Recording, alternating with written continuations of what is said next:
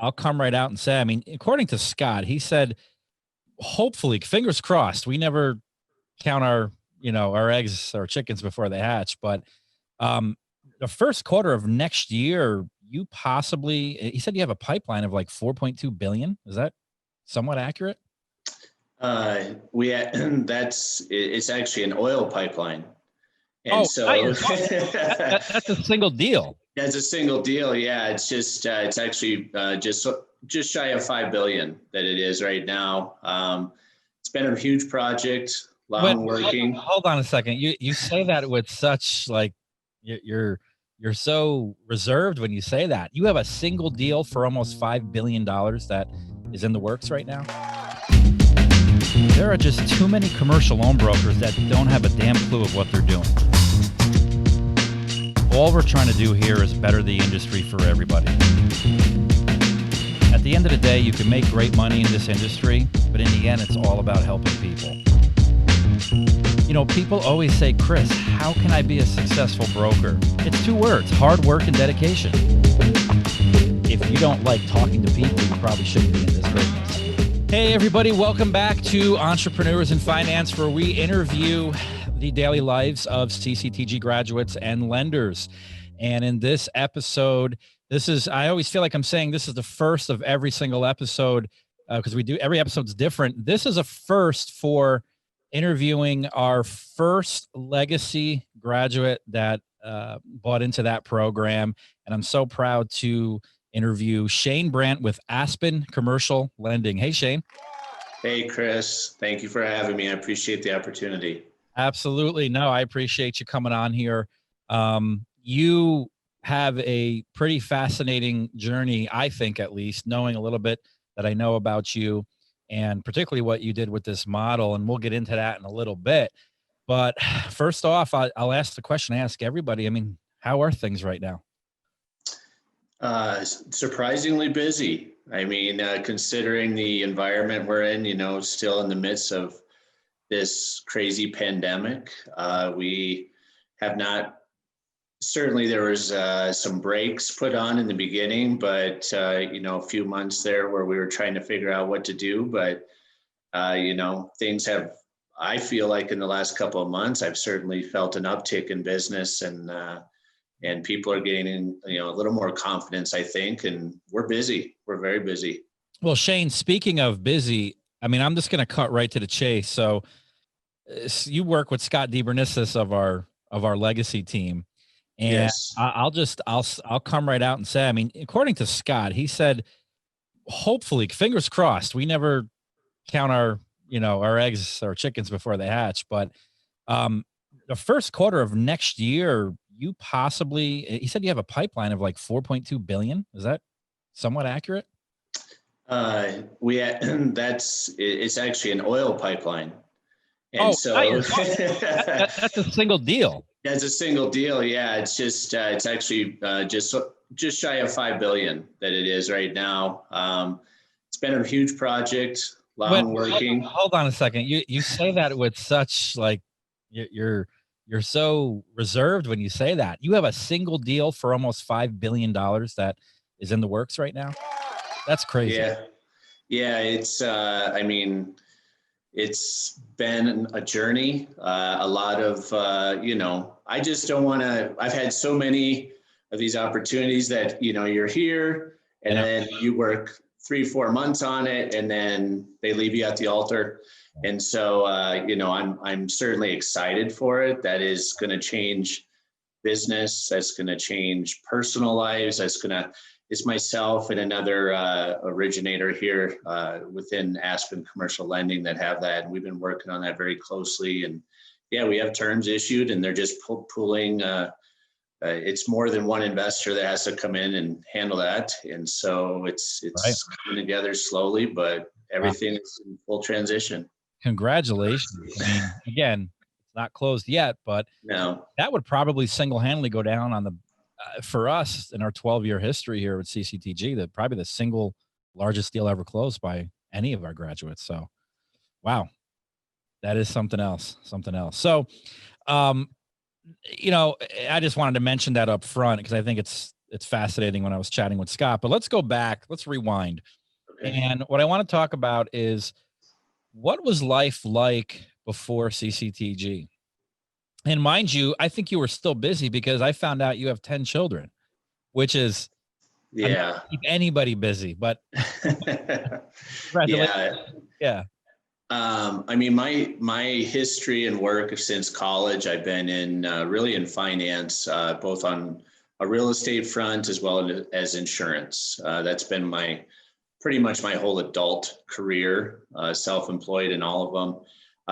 But yeah, about 6 years ago, my wife, who's a registered nurse, she came to me and wanted to, she'd spent a lot of time, a lot of research, a lot of time in prayer, just thinking about this, foster and adopt. And so we do have 10, 3 biological and 7 that have either been adopted or, will be here coming into 2021. So yeah, busy household, very busy.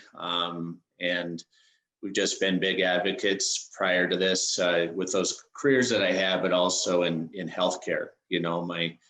I always coin my wife as a voice for the voiceless. So she gets out there and does a lot of great things for these kids, advocates, fights for them, because it's not just our household. It's, there's hundreds of thousands of kids across the country that, for one reason or another are in that situation. So she's doing everything she can, and I'm supporting her as much as I can. So That's fantastic. yeah, so that's fantastic. I mean, I know I have 2 of my own, and it's a full-time job. it is full, yeah. Full-time job. So life, but so how did you even find us? I mean, what led you to go down the path of finding us, and how'd you come across us? Yeah, so we ourselves were actually looking for some alternative financing options. We were in the midst of purchasing home healthcare companies, and for whatever reason, and we never really got a true reason, we went to all the local big banks on every corner in the Denver market here, and we got turned down. And in our eyes, should have been a good client. And so I went on, I started looking for some alternative financing options. I really didn't understand as deeply as I do now the lay of the landscape and how much opportunity there was. And, bless your marketing department and however they do that stuff behind the scenes. But when I started searching, you guys started popping up. And you kept popping up and you kept popping up. And so I looked into it because I wanted to make that transition into something different as well. And it just absolutely fascinated me, and did a lot of research. I spent a lot of time on the phone with Mike and various people in your organizations there, compared you to some other, I guess there really is no comparison in hindsight, but some other, educational groups out there. Right. And spent a lot of time just doing my own research and due diligence. And that's how I ended up with you guys. May of last year was, I just found you guys to be head and shoulders above everything that they did, not only in class, but for me, more importantly, was what was going to happen after I left class that really helped me make the decision. So. And you went with our legacy package. That's the ultimate package you ended up with and going with. And talk to me, that's our highest tier package. Talk to me how that package has helped the evolution of your business. Yeah, for sure. So when I went through, I was at the platinum level, which for me, that made all great sense. I was with everything that came at that level. And then when you guys rolled out the legacy, I didn't even know about it. And the timing of it couldn't have been more perfect, because the previous week to when I found out, I was interviewing people to come in as loan processors. And in the Denver market, it's, you're $60,000, $70,000 a person to do that year in and year out. So when I found out, actually, just, I was having a conversation with a somebody who had just gone through your program. They just mentioned it in passing, and I was like, I got to check this out. So that's when I called, found out, and it made absolute total sense to me. I'm much more a big picture type of person, you know, all the fine details of, you know, the paperwork and the follow-up and stuff like that. I would rather be out creating business and networking and stuff. So it's hands down been the best decision that I made was to upgrade to the legacy package. It's freed me up. Scott, his team, they've been absolutely amazing with that. Not only professionally with what they do, you know, with the files and clients and everything, but also, you know, Scott's been a great sounding board for me when I've had to, you know, talk about whether it's a deal or not a deal, you know, that sort of stuff. So, I mean, a lot of people don't realize how intense it starts to get pretty quickly, particularly when you have leads coming in. And, you know, I always say, you know, time, right? Time is an asset and you have to treat it like an asset, and you have to do what you do best, or you have to focus your time on what's going to generate the greatest ROI. And that's out there looking at deals, getting deals, not so much the busy paperwork. And that's why we designed that package, because yeah, similar to your situation, it's kind of ironic of how you found out about it. But when we unleashed it, because it was due by popular demand, other graduates as yourself would say, hey, you know, how do I hire a processor? How do I train them? What do you pay them? And really, it's depending on where you are. It could be 40 to as high as $70,000, depending on the market you're in and how yeah, qualified you want an individual. And even you could be as qualified as you want, but you still have to train them, you know. And so then we developed this program. Like, well, what if we just took that equation out and we have a whole internal team here that will do it for you? And it seems like it's been working for you. I mean, you're the perfect candidate of why we designed that. Not to mention it comes with an extra year of leads and all these other good things. yeah. And that was huge for me too, was just understanding, you know, I work hand in hand a lot with Scott. He's very intimate with all the lenders. He knows their programs. He knows what they will, what they won't do. And if I was to hire somebody and bring them in and try and train them and get, you know, it was going to take a lot of hand holding and probably months for people to really get to even close to a level of where, you know, your team already has the expertise, you know. So Not to mention the salary that goes along with that. yeah, for sure. Yeah. Basis.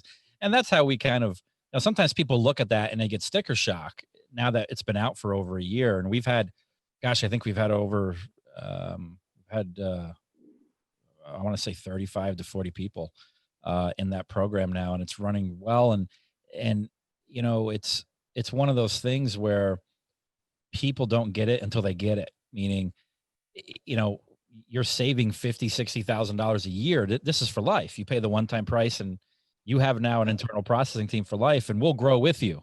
And people asked about scalability, and we actually are adding a person in 2 weeks to that team Yeah. to kind of keep up with the scalability of it. So, but that's great. It seems like, you know, that's absolutely working in your favor. I mean, and geez, I mean, with a pipeline, especially a deal you're working on that's 5 billion. Yeah. I mean, 5 billion.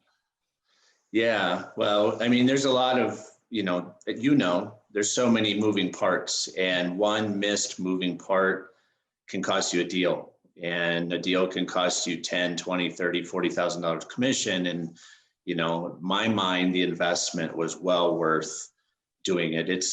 I look at it's not a cost, it's an investment into my business. And it was going to be something, I don't plan to do this for 1 or 2 years, you know, so it just made absolute sense to me. I mean, the minute I found out and I got a little bit of information, I upgraded like the next day. So it was great.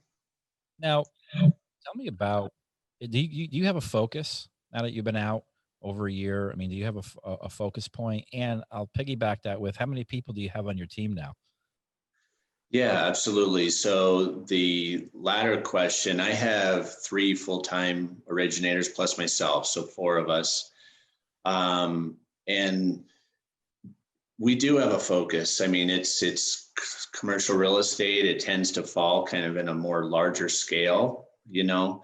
I know coming out of class, it's something not to chase, and we're not really chasing these deals. They come to us, and it's the people that I have on my team. It's just the circle of influence that they have. Oh yeah, we say don't chase the elephants. Yeah. Like in your camp, you're getting rained on by elephants. I mean, you just have elephants dropping out of the sky. Yeah, we've been very blessed with that. And, you know, a lot of them, I mean, at one point we had over 100 deals that were north of $100 million.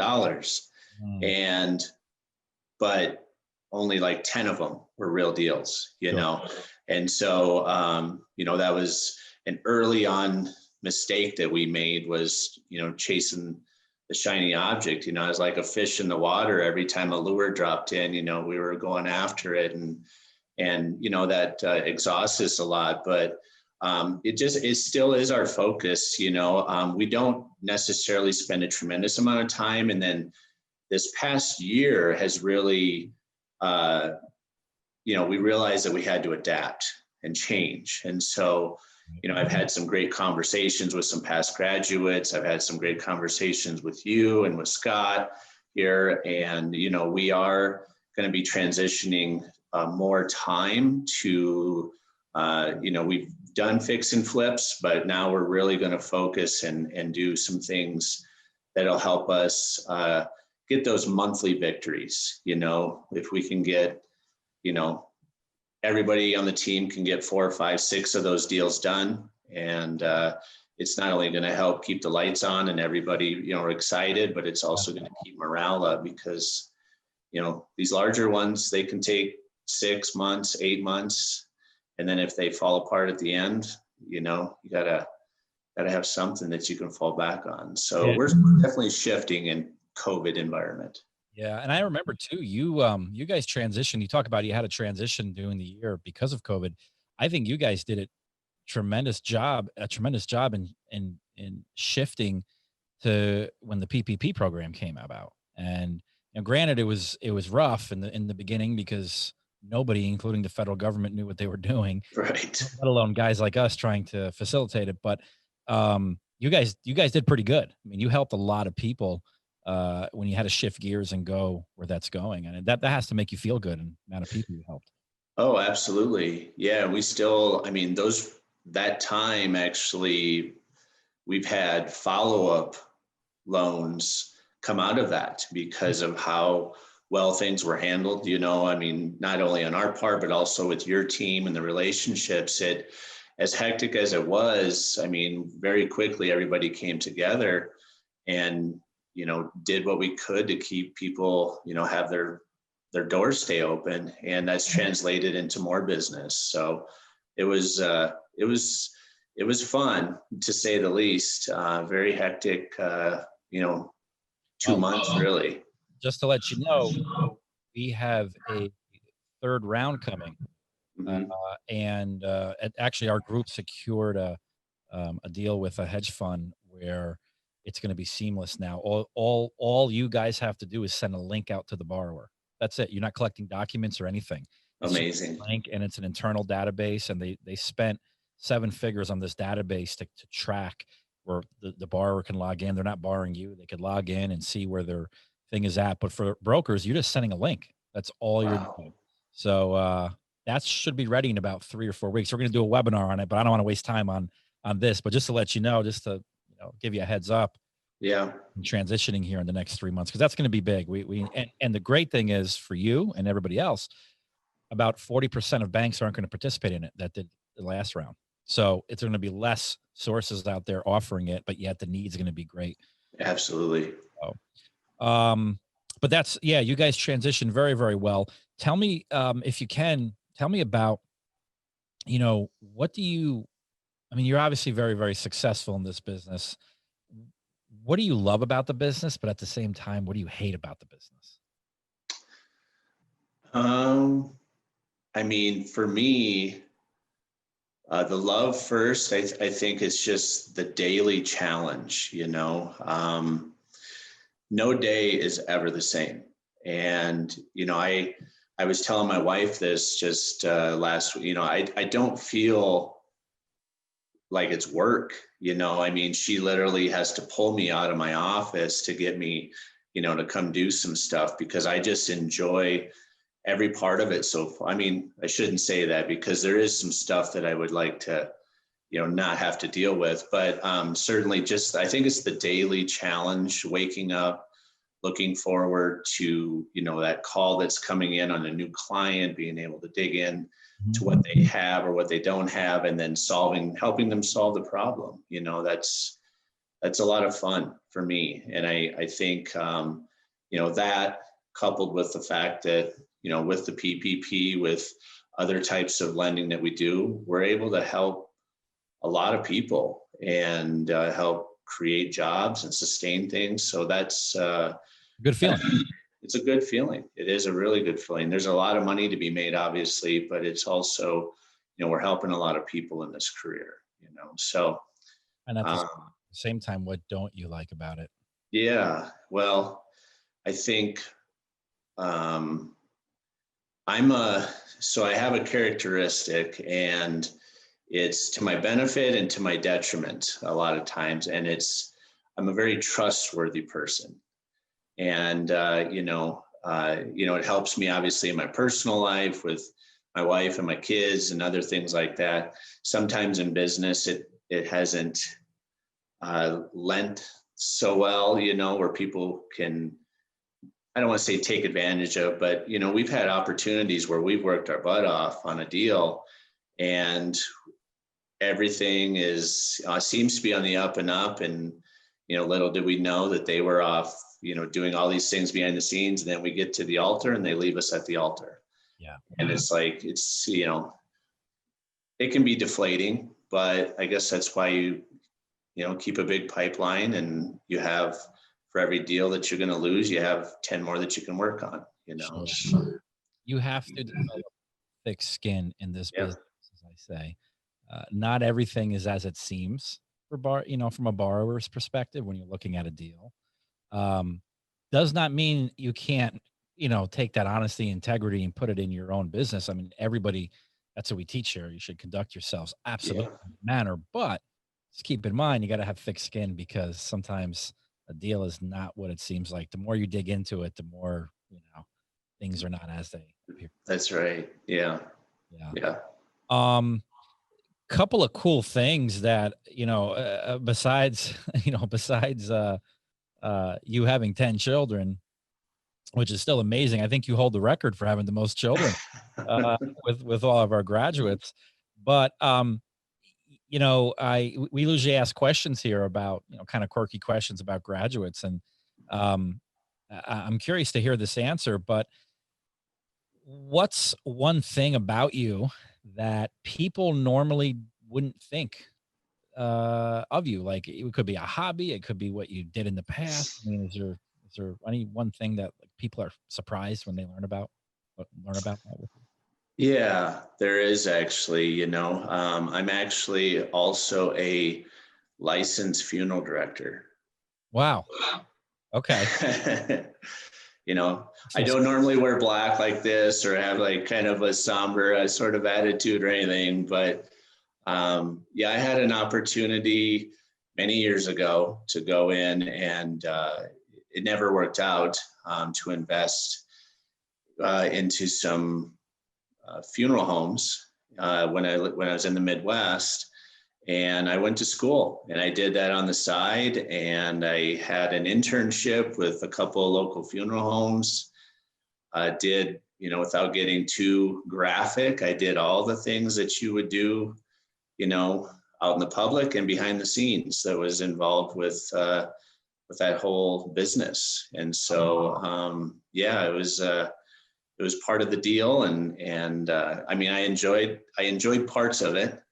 It certainly, taught me a lot of things. And, but yeah, that's probably the biggest surprise that people don't necessarily, I don't share that at a lot of parties or anything like that, Yeah.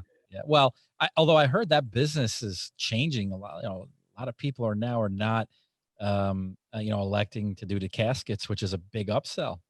They're electing to be cremated, and Right. I've heard that the model's changing a lot for that business. Well, we always said that people are just dying to get into the business, so.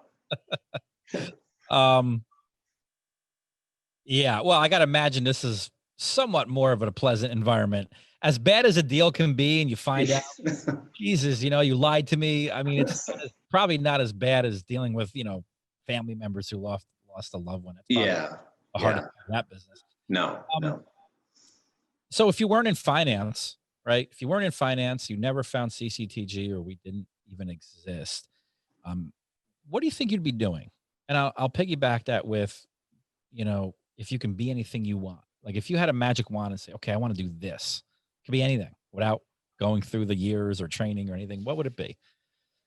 So if money wasn't an object kind of thing, then I think what I'd want to do, I would want to volunteer to work with kids that are high school age. That was a tough time for me. I have amazing parents. My father's passed, but my mother's still alive. They were hardworking, blue collar, amazing parents. But, I think sometimes so busy that I was able to do a lot of things behind the scenes. I got in a lot of trouble when I was in high school, and unfortunately, caused some people. So I think if I could, I would love to mentor or, volunteer to work with like kids high school age, learn from my mistakes, just to be there as a sounding board for them. I think that would be, I hope to still be able to do that, Right. but I think that would be something I would enjoy doing. If I could dial back 30 years, I'm a huge believer. I love the military. I'm a big supporter of the military. I have family and history there and everything. And so I know you do as well, Kris, with your father. And I just feel like, if I was back then and, I don't want to say this in a weird way because I wouldn't have all of my kids and wife stuff, but I probably would have taken a more serious career and gone the military route as well. Those are two things I think about sometimes. Good to know. Good to know. And then last question that I have for you, which I'm always it's always fascinating to hear the answers of graduates. But if you could spend like a dinner with somebody that has either passed away or currently alive, who would that be? I would, somebody who, somebody alive, I watch a lot of podcasts myself. I have watched almost every episode that you have here. And, I have a lot of time early in the morning. And one of the gentlemen that I follow and I just absolutely enjoy listening to, is a gentleman. His name's Ed Milet. You love it. He's a car fanatic. You'll love him about that, but he's an extremely successful, in my mind, what I've seen and read his books and everything, he's a very successful entrepreneur. He, seems to be a great husband and father and just has this genuine, being about himself that he wants to help people. He's now made enough money that it doesn't matter. So he's doing so many things to try and help young entrepreneurs get up. So I would love to sit down and just really talk and pick his brain. He certainly has influenced me through a lot of the things that he's put out there. But yeah, Ed Milet. Interesting. Yeah. I'll have to check that out. I haven't come across that name, but I will definitely check that out. Yeah. Well, Shane, what are your plans for 2021? Besides closing that $5 billion check. Yeah, no, it's funny. We've had a lot of meetings here coming in, in the fourth quarter with myself and the other ones that are originating. Had a lot of talks with Scott as well. And our focus is really, I don't think we're going to sway away from real estate, but we're going to spend a few more marketing dollars and focus on those, some of the fix and flips. I had an incredible conversation with Tim Maloney this past week, and we're talking again next week. And he's just, he's an open book. He's an incredible guy, and he's allowing me to pick his brain a little bit more so that we can refine our model and hopefully get half as successful as he is with what he's done. So don't tell him that. It all goes to his head. Yeah, no, yeah. I'll make sure not to do that. But I think that's going to be our focus, is we're just, that's going to be our marketing model, I guess, That's great. Well, I think I'm sad to say Joe's kind of nudging me here. That's kind of all the time we have. But listen, Shane, you really are a kind of a shining star in our eyes, and kind of took the model and did what you're supposed to do with the model. And granted, it's all hard work. Nothing comes easy in this business, but I do want to congratulate you on your success and wish you continued success in 2021. And also, I really do appreciate you. I know taking some calls for people that are interested in that package that we have. Talk to somebody. I know, time is money, but I really do appreciate that. Thank you. No, absolutely. And I, rising tide raises all ships. I've always said that. And so anytime I appreciate you, Kris, what you put together there with all your companies, and you have an incredible staff. Thank you. Surrounding you. And, it's just a very cool culture and environment that is there. I can tell people genuinely love working there. And so I appreciate everything from the class to the follow-up. It's been fantastic. So. Oh, and I forgot to mention probably one of the biggest things. You won a big award this year. Yeah. You want to announce that? I mean, you won an award at our association. Yeah, no, I was honored, I'm not one for the limelight or anything, but, getting Broker of the Year for 2020 was an absolute honor. And thank you for helping me get there. I appreciate it. No, you're well deserved, absolutely well deserved. And, it should, around here, it's a high honor for sure. So thank you. Yeah. Thank you. All right. Well, guys, that's it for this episode with Entrepreneurs in Finance with Shane Brandt of Aspen Commercial Lending. Don't forget to subscribe to our YouTube channel. We will catch you on the next one. There are just too many commercial loan brokers that don't have a damn clue of what they're doing. All we're trying to do here is better the industry for everybody. At the end of the day, you can make great money in this industry, but in the end, it's all about helping people. People always say, Kris, how can I be a successful broker? It's two words: hard work and dedication. If you don't like talking to people, you probably shouldn't be in this business.